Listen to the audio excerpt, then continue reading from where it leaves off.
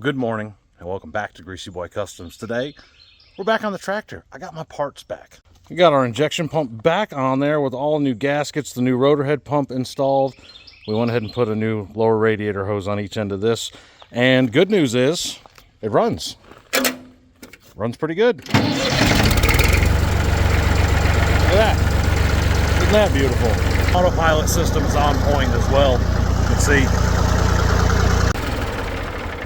Bad news is we're having an issue with the 3-point back here.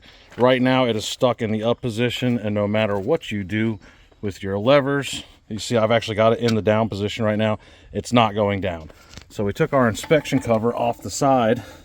You see right there, that's your 2 levers.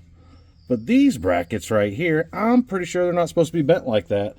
I'm pretty sure this is bent and this is bent, and it's not allowing the levers to go back far enough. So to get it in the down position, we can take the screwdriver and push that back, and look at that, going down. But our levers can't push it back that far. So, unfortunately, I think we're gonna have to pull our top plate because I don't think I can straighten those in the housing. So we had a little vacation planned in the midst of my tractor work, but we're back. Not only did we start building a pole barn for the tractor, we also, I'm pretty sure, got the 3-point hitch issue figured out. We messed around with the back a little bit and we figured out those brackets are definitely not supposed to be bent. Mostly because I watched a really helpful video. I'll put it up here so you can click on it and go check it out. It was a great video by a young lady who took the back top plate off one of these and was able to fix it. So we got it off, straightened the brackets out, put it back on. Now let's see if it works. Look at that!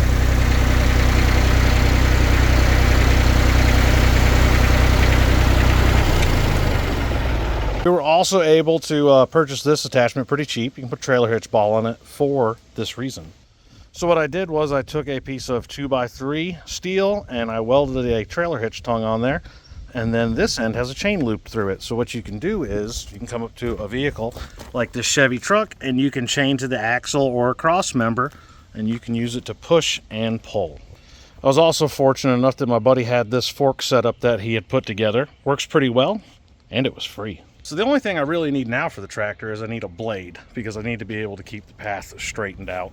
And then I believe that we're also going to get one of those boom lift pulls for it as well, so we can pick things up and move them around. Because as you can see here, there are quite a few vehicles.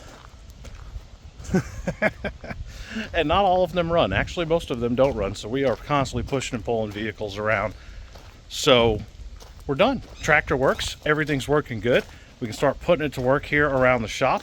We already have. We've moved several vehicles with it.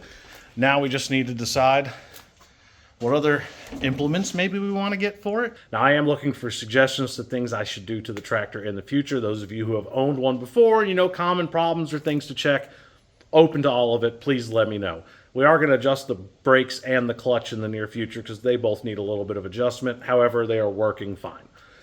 We are going to be getting some more implements, things of that nature. So if you have suggestions on implements that may be useful around the shop, let me know. Until next time, happy hot rodding.